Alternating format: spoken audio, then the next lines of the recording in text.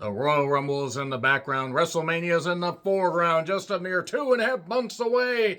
But before we get to WrestleMania, there's something on the horizon. My God, it's the diabolical Satan structure itself, the Elimination Chamber. But before we even get to the chamber, we gotta talk about this particular program, so let's get to it, shall we? I'm John Renton with my review of WWE Raw from the Rocket Mortgage Fieldhouse in Cleveland, Ohio. I know it's called Cleveland. Well, it's actually not. I'm going to keep calling it Cleveland because they just continue to queef all over the goddamn sports franchises that they have. That being said, if you're from Cleveland, I'm sorry, sports franchises suck. Anyway, that being said, it's the Rumble Fallout, and this is where the Cavaliers play. 19,000 seating capacity. They had about 13,000 according to WrestleTix. And you know what? A few memorable moments. I do want to say, by the way, in case anybody's wondering why this review is up later than usual, I had to cover a different shift this week. I'm going to try to review Raw as much as I can through Mania. I'll figure it out after the Raw after Mania. Because I do like the fact that we can just, fire up the Netflix. We check out the stuff, and I do like the fact that it's a sweet spot of 2.5 hours, and it's easy to get through. So, I will say I do think the Chamber is going to be pretty interesting, especially for a hot Canadian crowd, but I'm a little bit leery of some ways that they could go about, forming the Chamber matches. Nevertheless, Charlotte arrives along with the rest of the talents. We see Rumble fan reactions. Here's Jey Uso. All I'm going to say about this is it is nearly 13 minutes into the show before he says a word. The crowd is going insane. They are saying you deserve it. All this stuff. The pomp and circumstance, the throbbing, massive adulation all over their fans' faces, all over the fans' faces, whatever. The whole point is the fans were going absolutely insane. Jey Uso was overcome with emotion. He talks about how 15 years ago he just wanted to make it in wrestling along with his brother, become the greatest tag team of all time, and then his family legacy, all that, the pandemic era, working with Roman, working against Roman, all that stuff. He wasn't sure he could be a single star, but now he can be. Crowd's change, you deserve it. It's really cool for Jey. I'm personally not happy he won the Rumble, but I don't blame them for going this route. I would have chosen Cena, but nevertheless, Cena or Punk, but I get why they went with Jey. They probably actually cemented it with Backlash, Backlash fans, that reaction and everything, because to be perfectly honest, whether I am a big fan of him or not, Jey is super over with people, and they might as well ride this title, Crimson Wave of Momentum. So, he's emotional, everybody's yeeting. Thanks, family and the fans. Then here's Gunther. He says he's disappointed that this match doesn't interest him. He's already beaten him. And that, they say, oh, I make it seem like I'm just holding on to this by the skin of my teeth, but I'm always in control. And if, I refuse to face you because facing Punk or Cena or Roman, facing somebody else will add to my legacy. You add nothing to my legacy. And he says, choose me and every week will be hell. WrestleMania will feature a level of violence not seen in this industry. And then Jey says basically, whoever I choose, I'm going to walk in as the Rumble winner. I'm going to walk out as a champion. I'm condensing it because I encourage you guys to actually check out this full thing because really, this is one of the highlights as far as the crowd reactions and everything. And it went a while, but you know what? When the crowd's reacting like this, you just ride that wave. Cena also said, I'm going to be in the chamber. I'm just going to go back to being Super Cena, and I want to be in there. I've given 23 years of myself to this company, and I want to be in there. And you know what? Fair, I guess. And then Penta took on Kaiser. No 6-second finish. So at least Kaiser's woman should be happy about that. I think he's dating Tiffany. Whether or not, nevertheless. Penta, big old reaction.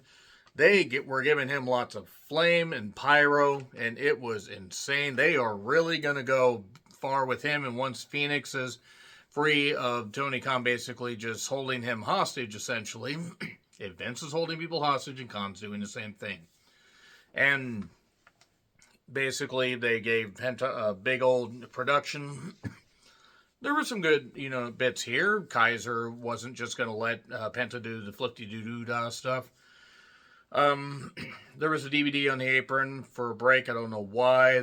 Kaiser, had very crafty counters. Well, that's not good. And Penta did fire back up, kept taking the kicks, fired back up. Chop fest briefly, a dive outside. And even though we got a little bit more dip-de-doo back and forth, Penta eventually won with the arm snap. And the Penta driver, 1, 2, 3. So there you go. Pretty good stuff overall. It made sense. Jackie came in for an interview. Penta was very happy. Pete Dunne interrupted. And then Kaiser attacked Penta. But Pete didn't necessarily look like he was all into that. So it's okay. I mean, then again, the Brits and the Germans are still kind of upset at each other. Nevertheless, let's move on from that. And J.D. McDonough has a punctured lung and, broken ribs, and he's going to be out a while. I don't think he's going to be back by Mania. That's a kind of going to take a while. Okay, I'm sick of the Judgment Day stuff. I'm sick of it. Nothing against the participants except Raquel. She's fucking useless. Carlito's just there earning a paycheck. Finn, I don't really care about. But the Liv Dominic stuff, I hate to say it. They may need to move on from that by Mania if Dominic prevents them from winning the tag titles. And if he does help them win the tag titles, then by SummerSlam, we need to wrap this shit up. We need to wrap this shit up because this Judgment Day stuff dissolved Judgment Day. Because, of course, as a friend of mine, Kier, said, I guess you want to build them back up and everything, and that's how you build a fucking faction. Isn't that right, Kier?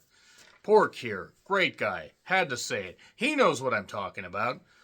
So anyway, Charlotte is in all yellow, channeling Coldplay. Look, they were booing her a lot. She basically says, whether you booed me, whether you cheered me, I miss this. I know if my knee was going to get back into full form.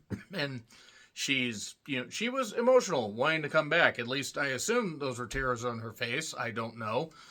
She genuinely seemed like she was, wanting to be back. And you know what? Good for her, because she's 38, and injuries and whatever aside, father time, mother time, whatever, is undefeated. As anyone said, there's only time, and there's not a lot of time left for Charlotte basically to continue to do what she does, regardless of how great shape she's in. And I don't see her going that much longer, and I really don't need to see her go that much longer. Rhea shows up, looking as only she can look. She's super over. Don't do this match again. They had a great match at WrestleMania 39. Way better, exceeded my expectations, stole the fucking whole goddamn weekend. And basically Charlotte says, well, you're just a kid, this kind of stuff. And Rhea says, well, you don't respect me the way I respect you, so pick me so I can beat the respect in you. I'll also say really quickly, Andrade and Charlotte apparently got divorced at some point. You know what? Give them their privacy. I don't know what the fuck happened. I don't know what happened. Charlotte's just trying to go for as many divorces as her dad. I kid, of course. I kid. But that being said, they got divorced and it's their personal business. Jackie is talking to Sammy about his mindset. And then what about Kevin Owens? I can't talk about that. Here's Jay over here. And Jay's like, I'm sorry, didn't mean to kick you. No, it's great. Don't worry about it. I'm not going to screw you over for a title shot at some point. He probably is. Sammy's happy for him. And then Karrion Kross shows up. Stop. Please. Get some help. New Day have a new theme. I don't know how much thought they put in this theme, but more would have helped. Whoever the fuck did that goddamn theme, really? Anyway, Rhea sees Io. Please do this. Please show me this match in the ring, and only there. No, but Liv attacks Io. Rhea's upset, and then Raquel, the dip-de-doo-dah dipshit that she is, suddenly attacks Rhea, because we need to revisit that. Raquel's one of the most useless women that they have on their roster. I'm sorry. She's fucking useless. So, New Day then took on Rey and Dragon Lee. Dragon Lee apparently became a father recently. Good for him. It is hard to believe that they signed him over a year ago, and I don't think they have featured him well at all. And I'm not even talking about, he took paternity leave off. That's great, but it's whatever. The match was what it was. New Day working his heels. It definitely, adds a new wrinkle to their presentation. Logan Paul interrupts because we need Logan Paul and Rey Mysterio in a match. We don't. We really don't. And later, the action was what it was. Rey eventually shoves Logan Paul back in his chair. It's a damn shame he didn't snap his neck. I feel no sympathy for Logan Paul. I feel nothing for Logan Paul except pure hatred. And I'm not talking because of a wrestling character. The guy's a goddamn piece of shit. And yeah, he's a natural at it. Does great stuff at it. He could end up in a coma tomorrow, and I would not feel bad for him at all. So, that being said, New Day did eventually end up getting the victory after Logan caused an interference spot and whatever. Kofi won with the Trouble in Paradise. That's fine. And Rey is Teflon at this point. He can get beat. Rollins, Roman, and Punk recaps. Roman ain't doing so well. He's out for an undisclosed amount of time. He will be back after the Chamber. So, Kathy is with Punk. Punk says, sorry to all the Sami Zayn fans. I'm going to the Chamber. Recaps of Ice Show Speed, unfortunately not, dying at the Rumble. Again, he is another that is an associated Logan Paul, so as far as I'm concerned, he deserves nothing but the worst. Credit to him for taking the goddamn spear. Had no business being in the ring, but nevertheless. Bayley and Lyra are in the crowd, and me oh my down the bayou. They're going to have a Chamber qualifying match next week. Io and Liv had a Chamber qualifier match, and you know what? Despite any bobbles, and that's going to happen, obviously, given Io's talent and Liv's continued growth in the ring, she continues to get better, embracing this heel persona, doing some good stuff. There was a nice big drop kick, really good stuff. They were really cooking here. There was a sunset bomb that got stopped. A German on the floor. Liv took that like a champ. Moonsault outside. Codebreaker by Liv soon after. Raquel kept interfering because Raquel is a fucking idiot and a dip-de-doo-dah dipshit. I'll workshop that, but I'm sorry. They have tried for years with Raquel. I know she's had health issues, and I'm sorry. I am truly sorry.